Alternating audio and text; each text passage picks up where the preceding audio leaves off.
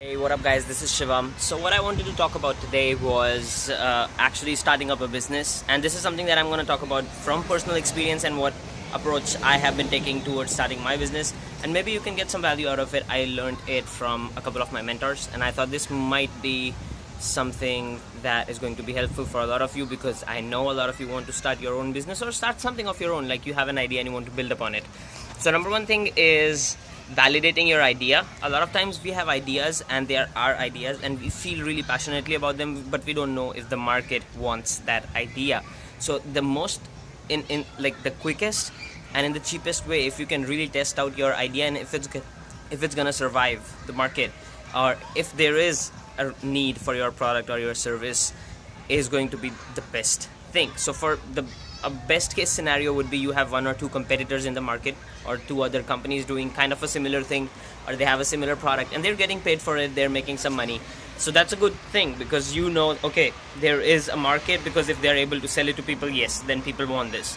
But in case not, so for example, for me, I really wanted to validate, number one, with my marketing consulting company. When I wanted to start the whole thing up, I wanted to validate it.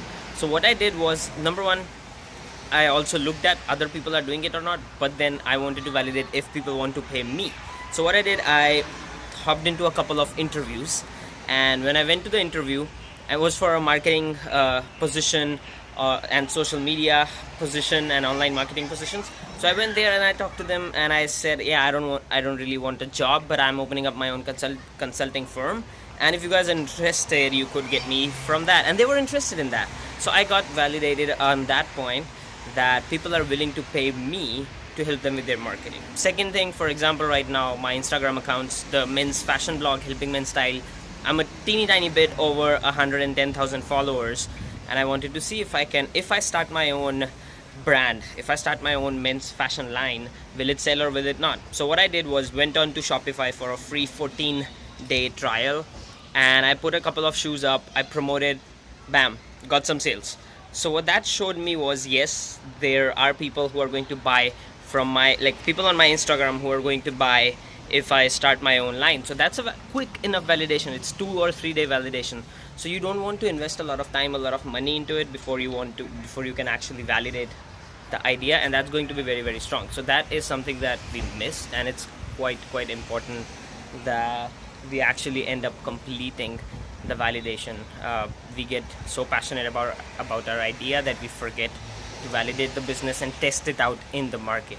So whatever you have, whatever idea you have, the best thing you can do for that idea is to get the very, very basic and very bare bones version. And once you have the very basic version, you put it out and you test it out, and you can see, okay, this is how the market reacts to the bare bones version. And then you test again and you improve, and you test and you improve, and you test and you improve. So if you look at Facebook, at any given moment, Facebook has 10,000 to 15,000 different versions running all over the world. So they are performing 10,000 tests a day. So there is some credibility to test, because you can know how people are going to react to a specific version or a specific improvement or a specific product.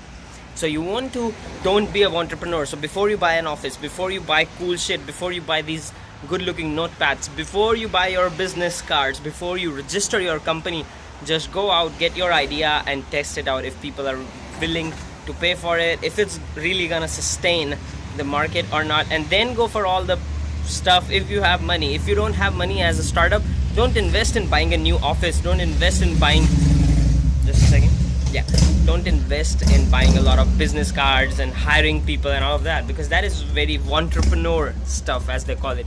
To get a real business going, all you need to do is validate the business and start on it. So once you start making some revenue, then you can think about investing into different things and having the flashy stuff and all of that. So that is how I look at starting up a business, and that is how I am starting up one of my businesses right now. And yeah, pretty much sums up today's video. I'm gonna show you a couple more new tips on what I'm learning during the process. But for now, for today, this is it. And in case you haven't subscribed yet, you can subscribe down below. And if you are interested anywhere in productivity tips or all of this kind of stuff on your email, you can sign up at smartprenology.com/YouTube. I'm gonna put the link in the description below as well. So I'm gonna see you in the next video. Till then, ciao. Make sure to subscribe.